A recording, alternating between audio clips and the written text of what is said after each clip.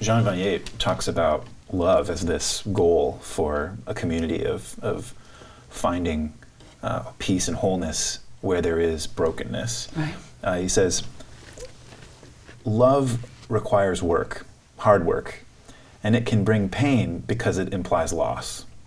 Loss of the certitudes, comforts, and hurts that shelter and define us.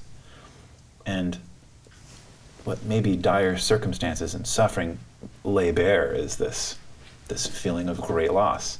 The loss of the ability to speak, the loss of movement, the loss of independence. It's that loss that he says allows us to eventually grow in love. Yeah. These are counterintuitive ideas. Our conversation is reminding me of research, some research that I ran across. It was kind of a review of the literature on post-traumatic stress, and these authors concluded that more growth seemed to occur when the circumstances that people faced were extreme enough that they felt helpless and out of control of the situation. So the more they were out of control, the more they experienced their helplessness, the greater the growth. And I find this very interesting from a theological perspective. Yes. If just kind of our traditional Christian doctrine would be that we are creatures, God is the creator, right? And so there's some built-in finitude to our condition, even before we start taking into account our fallenness, our sinfulness.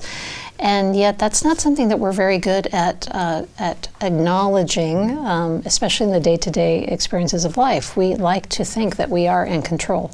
And of course our culture, our particular Western culture, and those of us who happen to be, middle, upper class, we have a lot of control in our life. And then all of a sudden something hits us that is completely outside of our control. We cannot make it better, no matter how much we try, right?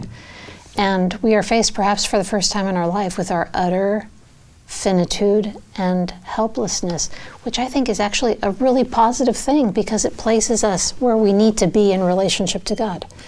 Because if we don't feel the need for God, then that shapes the relationship that we have with Him. Mm-hmm. When we really acknowledge who we are before God, that allows for the right kind of relationship to be established. It's like a right sizing. Yeah.